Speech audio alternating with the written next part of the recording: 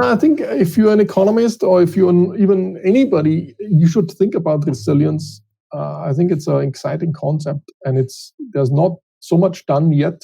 I think it's an open area where new thinking would be helpful. And so I would encourage all of you to think further and even talk about it during dinner parties and perhaps write papers in this space. I think there's a lot of things to be done, and I'm hopeful that people will pick it up more. I think it's a concept which is very important. And I know of some people who already started working in that space. And I hope this will shift and let's make our global economy or global society more resilient, ultimately, which is beneficial to everybody. How can you actually research this then? Because typically as an economist, I happen to know that you either need to write good empirical papers or you need to model using equilibrium models, basically.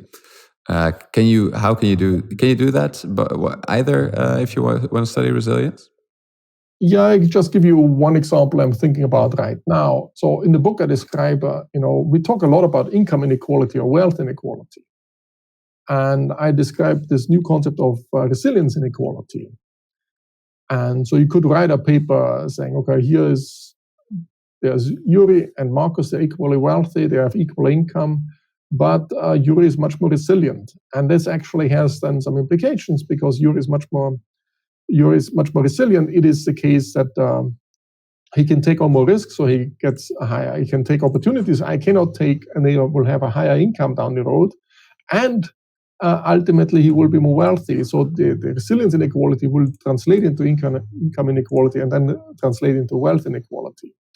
And so you can analyze things which you start out with some resilience concept and resilience inequality, and then you see, how does this translate into the other inequality concept? So I think there are a lot of ideas coming from the resilience, which you can then link to other concepts we're working with, and perhaps also link it to the data. So you say, well, I can somehow measure. How would I measure resilience? So one way, which I describe in the book, is to measure, it might seem ex ante. How would you measure it? So one would be the economy is more resilient if the yield curve is more steep. Okay. Why is that? Because if I have a shock and I know it's coming back, so the interest rate we are getting depends on the growth rate of the economy. So, but if you always bounce back, it means that in the long run, the growth rate is fairly stable. In the short term, it might drop off, but can bounce back. So if the interest rate goes down because the growth rate goes down, we come back. It also means if the interest rate goes down, in the long run comes back, so the yield curve would be more steep. So one way to measure resilience would be the steepness or the slope of the yield curve. So there are many things one has to think about carefully. As I go, how would I measure resilience? How would I relate different resilience concepts to other concepts we work with? So, and I hope the book touches on certain of these things, but there's, to formalize things and make it more precise and use the data to estimate things. That's, I think, a lot of things which are important. And finally, I want to say resilience and sustainability is very closely connected too. So if a system is not resilient, it's also not stable. It's not sustainable. So, Yeah. So it's a necessary condition, not a sufficient condition for sustainability. And if you think about all the environmental challenges we are facing, you want to also have a system which has more resilience. So there's a connection on that side. So there are many spaces, many dimensions you can actually use resilience and refine the concepts and think more deeply about them. I think it's still only the beginning. I hope, at least. Perhaps I'm too optimistic.